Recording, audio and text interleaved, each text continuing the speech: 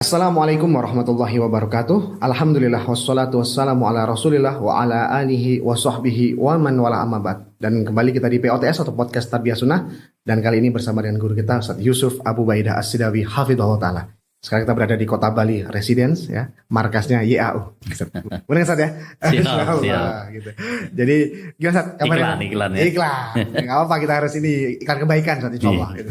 Gimana Ustaz kabarnya Ustaz? Alhamdulillah. Alhamdulillah khair Ustaz. Ini bahasannya kayak baju Ustaz agak dari dunia-dunia kegelapan nih sehari ini. Waduh. Gitu. Jadi kita yang bahas tentang bab pembunuhan Ustaz gitu. Jadi karena memang belakangan ini marak terjadi kasus pembunuhan Ustaz gitu ya, dan memang ada yang kemarin kasus ada perempuan dalam koper gitu ya, dibunuh lalu dimasukkan dalam koper dan dibuang. Ada suami naudzubillah memutilasi istrinya Ustaz gitu, seperti Allah musta'an. Jadi dan bahkan ada anak yang membunuh ibunya Ustaz. Seperti itu. Nah, ini maraknya kasus pembunuhan, dan mungkin kita sebagai nasihat buat kita kaum muslimin dimanapun berada untuk terkait dengan pembunuhan. Jadi gimana Ustaz sebenarnya pandangan Islam terkait dengan pembunuhan ini Ustaz? Seperti itu Ustaz. Wal musta'an. Ya. Alhamdulillah wassalatu wassalamu ala Rasulillah wala haula wala quwata illa billah amma ba'd. Seorang penyair pernah mengatakan, Allahu ahra mautati fata'akhrat hatta ra'aitu minaz zamani ajaibah. Ya, Allah mengakhirkan kematianku sehingga aku melihat memang keanehan-keanehan, keajaiban-keajaiban. Saya jadi ingat ada salah seorang syekh kami, Syekh Sami Sugair, menantunya Syekh Utsaimin. Beliau bilang Indonesia fiha ghoraibu aja. Indonesia itu banyak keanehan-keanehan, keajaiban-keajaiban. Ya. Mungkin peristiwa-peristiwa yang nggak ada di tempat yang lain gitu ya. Yang di luar haikal Ustaz ya. Nggak habis fikri kejadiannya Ustaz ya. Sampai di Indonesia dulu pernah ada yang sampai makan, dibunuh terus dimakan mayatnya. Masih ingat nggak tuh? Betul Ustaz ya. Sumanto Ustaz seperti itu ya. Nah itu kan mungkin di tempat yang lain jarang gitu ya, ada ya. Kanibalisme sebetulnya. Tapi itulah ya salah satu tanda akhir zaman. Banyaknya pertumpahan darah, banyaknya pembunuhan, bahkan pembunuhan yang mengerikan. Tanda akhir zaman. Ini salah satu tanda akhir zaman, salah satu tanda dekatnya kiamat. Kalau dalam Islam jelas, ya masalah nyawa itu masalah yang sangat sakral, masalah yang sangat sensitif ya dalam Islam itu. Karena agama Islam itu menjaga 5 hal pokok. Bahkan semua agama. Menjaga agama, menjaga nyawa, menjaga akal, menjaga harta, dan menjaga nasab. Ya. Apalagi di dalam agama Islam sangat-sangat dijaga betul ya nyawa itu. Darah itu Ustaz ya. Betul. Sampai Nabi SAW pernah mengatakan, la zawalud dunya wa ma fiha ahwanu inda wa min qatli muslimin bi ghairi. Hancurnya dunia beserta isinya lebih ringan di sisi Allah SWT ketimbang terbunuhnya nyawa seorang muslim. Allah. Ya, perbandingannya seperti itu Ustaz ya. Iya. Karena masalah nyawa ini masalah yang sangat berat gitu ya. Kita nggak bisa main-main dalam masalah nyawa ini. Makanya pembunuhan dalam agama Islam itu jelas haram, bahkan termasuk dosa besar. Dosa besar tadi. Kalau kita baca buku-buku para ulama yang membahas al-kabair, dosa-dosa besar, itu disebutkan ya termasuk dosa besar adalah membunuh. Bahkan kata Imam Ahmad, membunuh itu dosa paling besar setelah dosa syirik.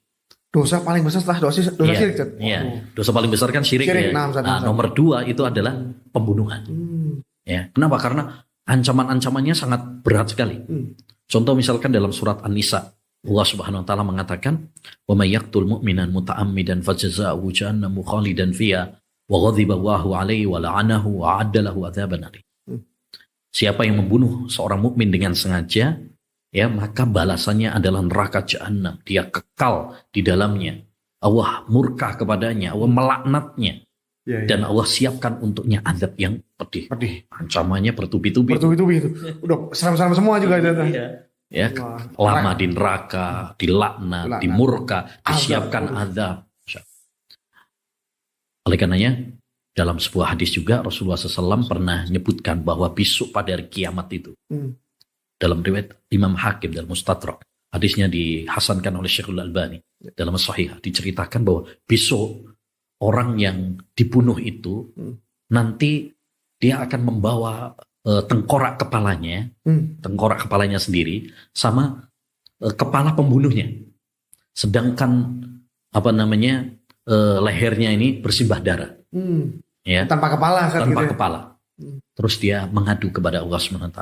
Rabbi sal hadza lima qatala. Ya Allah, tanyakan sama orang ini, kenapa dia dulu membunuh saya? Alasannya apa? Sekarang banyak pembunuhan alasannya sepele. Benar, Ustaz. Ya. Kemarin yang pernah nggak tahu itu beberapa bulan yang lalu kayaknya sudah agak lama sih. Baca ada seorang anak gara-gara dia ya namanya anak sekarang punya pacar nggak disetujui sama orang tuanya. Apa yang dia lakukan? Dibunuh bapaknya, ibunya, ceweknya, sekeluarga. Ya, itu pernah saya baca itu. Betul. Ngeri. Apalagi di Indonesia. Tetangga itu berapa? Ya? Tetangga itu statusnya lagi. Tetangga sama siapa? Maksudnya bukan yang dibunuh ya, tetanggaan gitu, bukan yang orang jauh gitu. Iya, Allah musta'an. Bahkan di Indonesia ini kadang ngeri.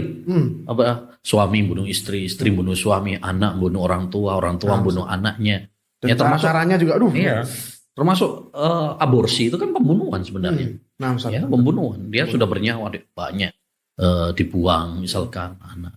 Pembunuhan ngeri. Bahkan di Indonesia ini kadang-kadang dimutasi, ada yang dibakar, ada yang kemarin saya pernah baca berita itu di semen. Iya benar, betul, istrinya sendiri itu di semen. Iya, di semen. Allah.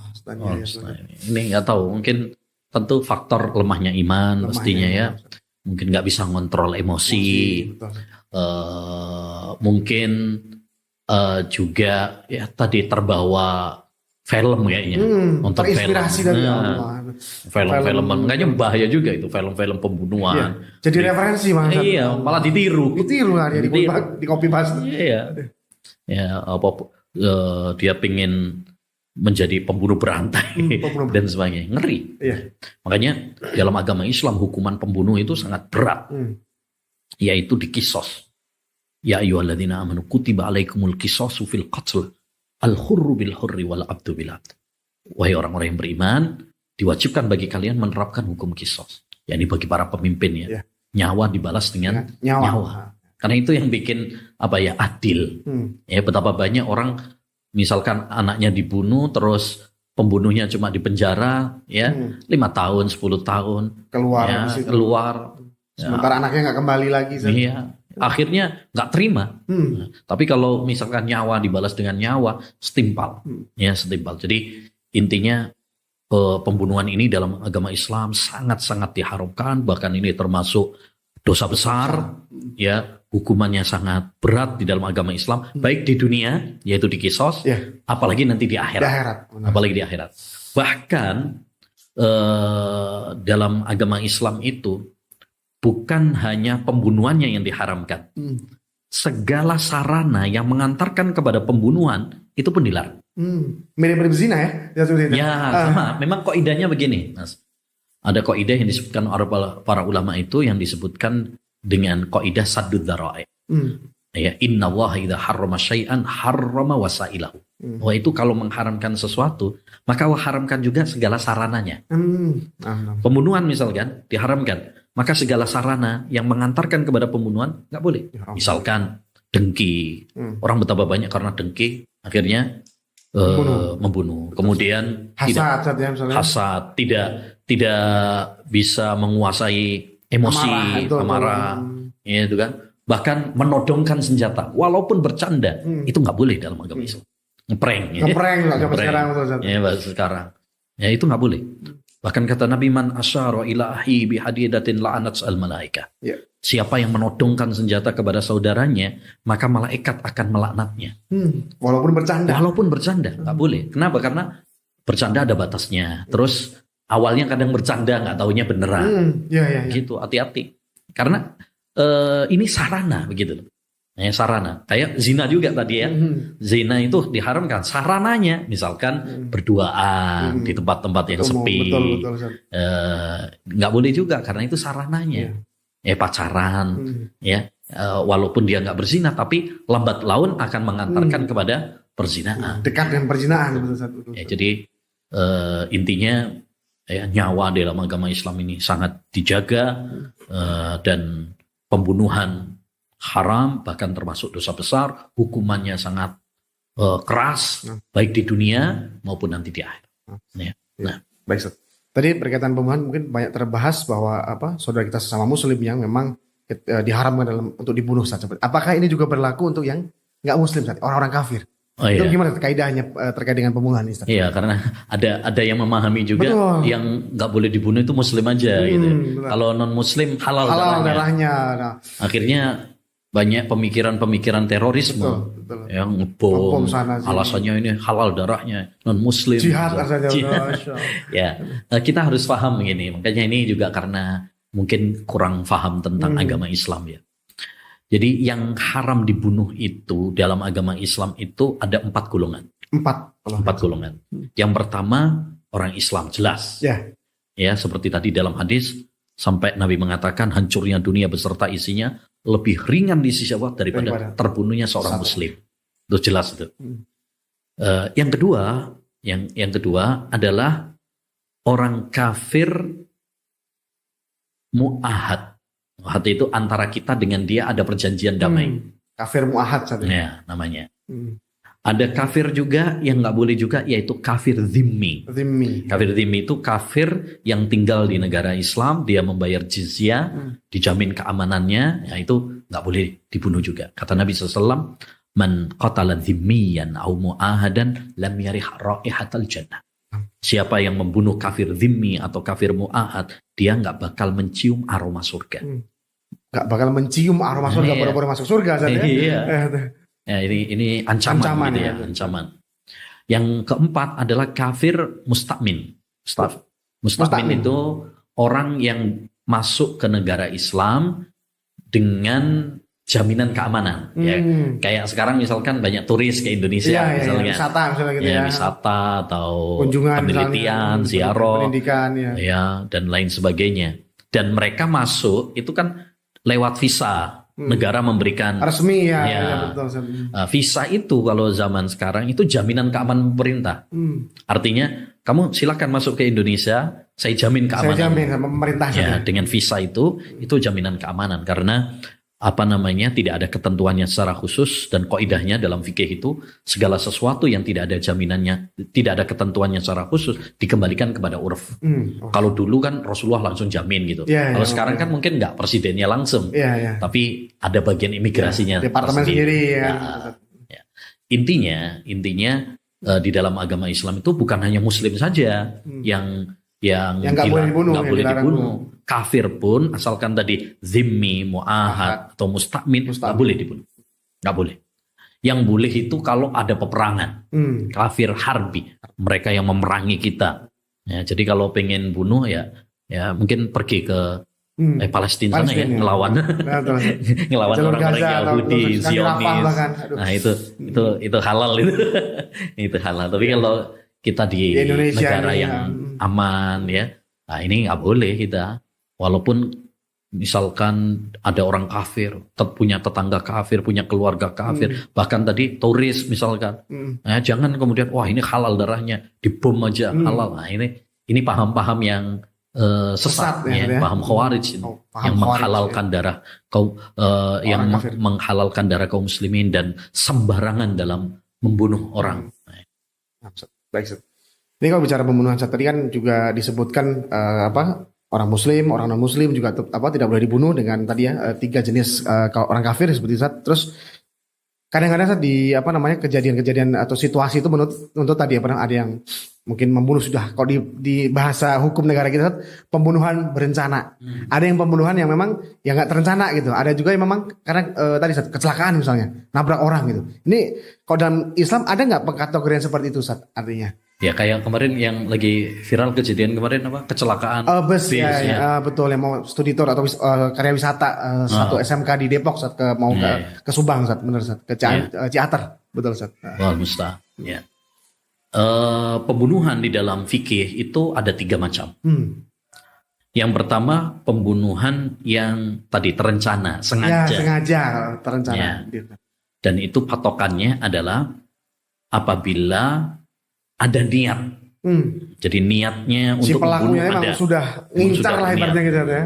Yang kedua, alat yang dipakai biasanya memang membunuh. Misalkan pisau, Pistol pistol gitu ya. atau racun. Oh iya, Dulu racun, ada ya. racun cyanida. Iya kan? Misalkan. Nah, itu kan memang alat yang dipakai biasanya itu mematikan. Memang. Itu namanya pembunuhan sengaja, qatlul amd.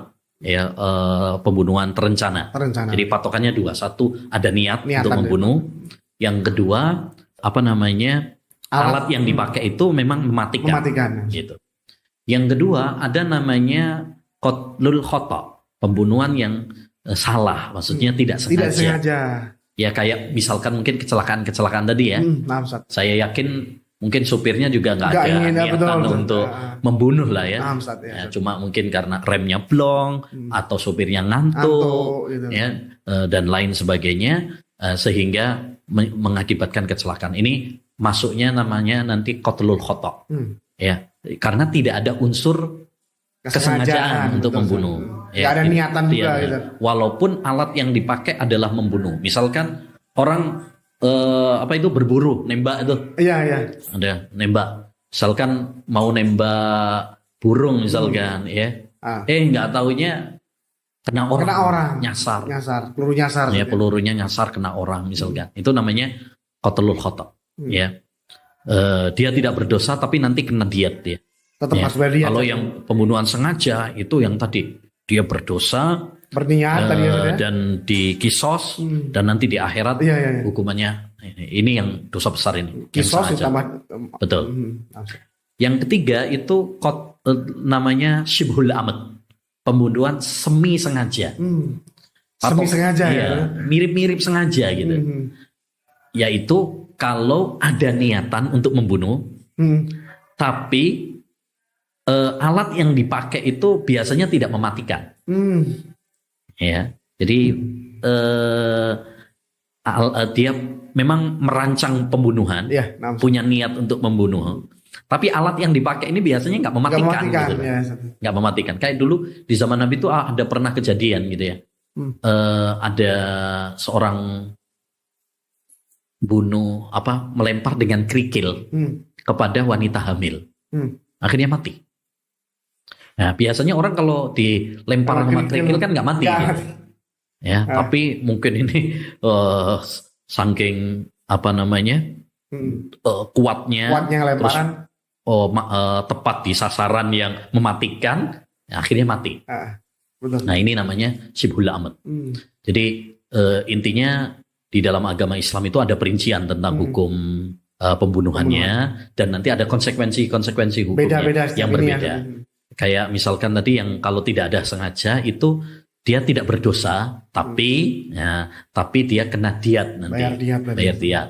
Kalau yang sengaja itu dia dosa, dia juga kena kisos. Ya, dan nanti diadab oleh Allah di akhirat juga. Nah, itu yang paling ngeri itu di yang pertama tadi yang sengaja saat ya. Betul.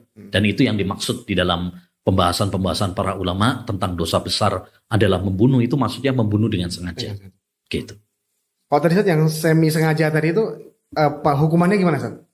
Kalau semi sengaja itu dia dihukumi juga, ya, sebagai karena tadi ada niat untuk membunuh ya. Itu nanti ada hukumannya sendiri, ya, ada hukumannya sendiri. Tapi tidak sampai kepada pembunuhan kisos, seperti kisos, ya. Nah, ini berikutnya Ustaz gini. Tadi kan pembunuhan juga dalam Islam ya, ada yang diperbolehkan, yang tidak diperbolehkan, Ustaz. Nah, kira-kira pembunuhan yang diizinkan dalam Islam yang seperti apa tuh, Ustaz? Selain tadi yang misalnya ada orang kafir memerangi kita gitu ya, nah itu bisa kita ini. Ya, di dalam agama Islam memang ada pembunuhan yang diperbolehkan itu, yaitu pembunuhan yang diizinkan oleh syariat. Contoh, misalkan hukuman rajam. Oh, rajam, ya betul. Rajam itu kan bagi orang yang berzina, kemudian dia sudah nikah, itu dirajam, dilempari pakai batu sampai mati.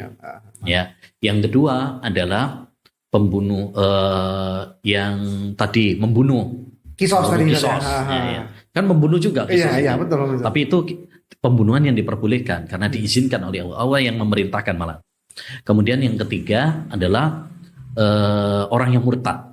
Orang yang murtad. Murtad, ya. Man baddala dinahu faqtulu. Siapa yang murtad dari agama Islam, bunuhlah. Jadi ada 3 ini. Sebagaimana dalam hadis, la yahillu damu mri'in muslim illa bi ihda salas. Tidak halal darah seorang muslim kecuali dengan salah satu dari keduanya.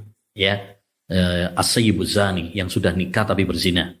Ya, wat nafsu bin nafsi, nyawa dengan nyawa. Ya. Kemudian yang ketiga adalah wal mufariqu lidini, ya, orang yang keluar, watariku lidini, orang yang meninggalkan agamanya, murtad dari agama Islam. Jadi ini yang diperbolehkan. Itu pun yang menerapkan hukuman mati itu adalah pemimpin. Nggak boleh sembarangan orang.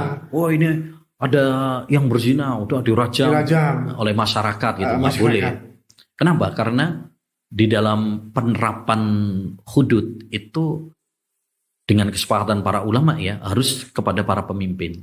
Kenapa? Karena kita harus hati-hati, ini masalah nyawa. Betul. Masalah nyawa. Bisa jadi itu cuma hoax. Misalkan si fulan berzina, padahal mungkin tidak berzina. Atau mungkin kepergok misalkan, tapi nggak sampai melakukan perzinahan. Ya mungkin dia sekamar, tapi kan belum tentu melakukan perzinahan. Betul. Maka harus hati-hati. Ya, jangan sampai nanti sudah dirajam, ternyata keliru, tidak terbukti berzina. Ya, itu. Atau misalkan membunuh, ternyata dia mungkin dia terjebak, misalnya dijebak, padahal bukan dia pembunuhnya.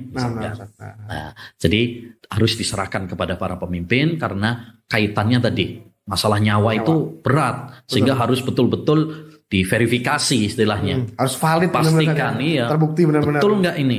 Ya.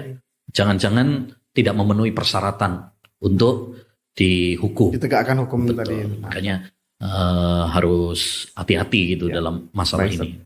Nah, begini ada situasi begini, Sat. Ini juga agak marak belakangan, Sat. Ada seorang warga negara Indonesia, Sat, mau dibegal saat malam-malam, Sat. Nah, dia membela diri nih, ngelawan si begalnya. Begalnya mati, Sat. Jadi penjara, Sat. Sempat masuk penjara nih orang.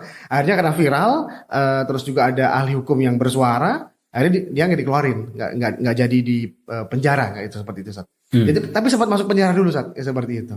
Nah, atau posisi yang semacam itu, Sat. Misalnya kita dirampok atau mungkin rumah kita kemasukan pencuri, lalu kita ternyata membela diri lah gitu ya, misalnya. Kemudian pencurinya, pembegalnya, perampoknya mati, Sat. Ini gimana hukumnya? Pertama, kalau dalam agama Islam, kalau memang benar-benar dia adalah untuk membela diri, ya, maka itu diperbolehkan untuk melawan pembegal sesuai dengan kemampuannya. Tapi usahakan tidak sampai membunuh dulu. Menghilangkan nyawa ya. Sampai menghilangkan nyawa. Misal kita melawan itu memang itu dianjurkan gitu ya, untuk membela diri, membela harta kita, membela nyawa kita, membela kehormatan kita. Ya, bahkan kata Nabi SAW, man qutila duna mali fahuwa syahid. Siapa yang terbunuh karena dia membela nyawanya, maka dia syahid. Syahid ya? Iya, syahid. Ya, kata Nabi SAW. Man qutila duna mali fahuwa syahid. Siapa yang terbunuh karena membela hartanya, kehormatannya, maka dia syahid. Jadi kita dianjurkan untuk membela diri itu. Tapi tadi kalau bisa tidak sampai membunuh, mematikan, itu yang terbaik. Ya mungkin dilukai gitu ya, tapi nggak sampai membunuh.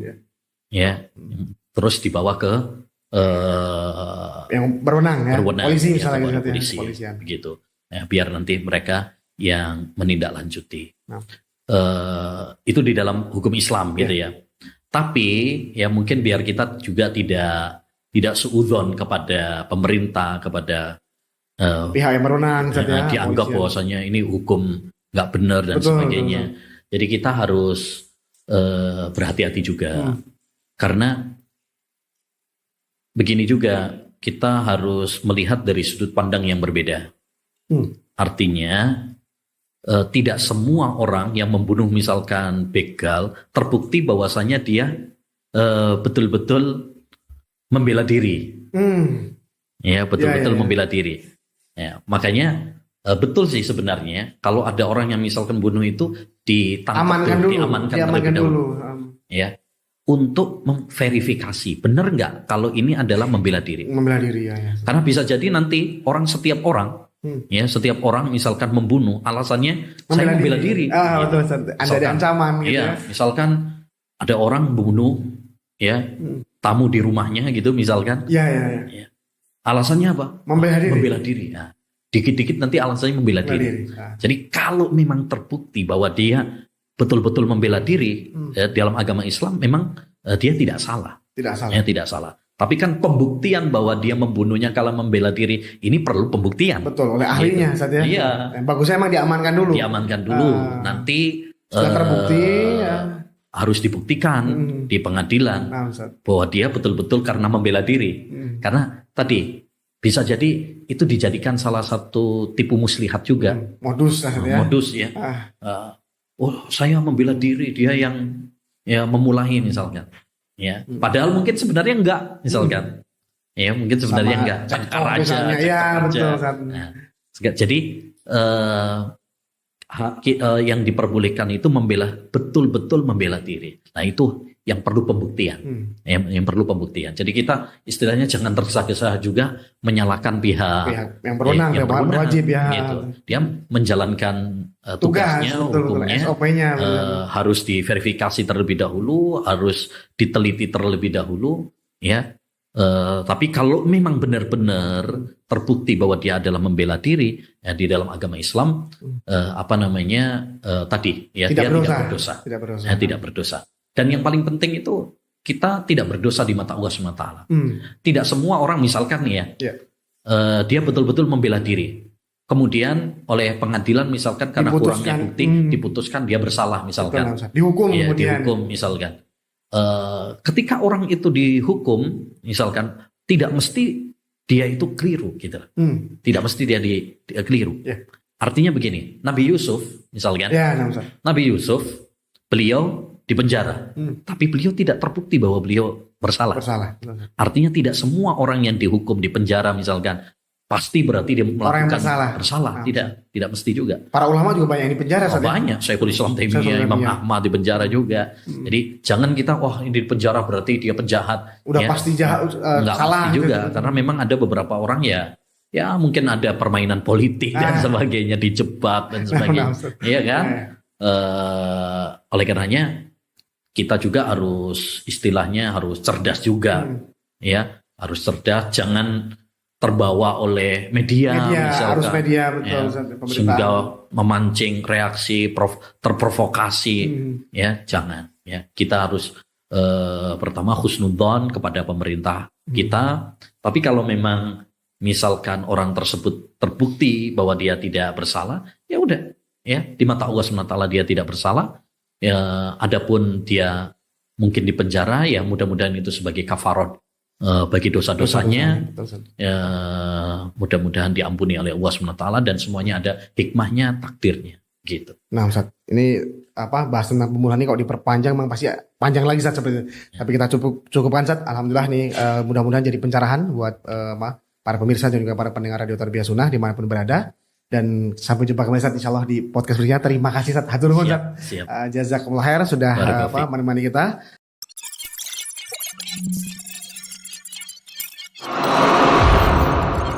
Menebar dakwah meraih surga.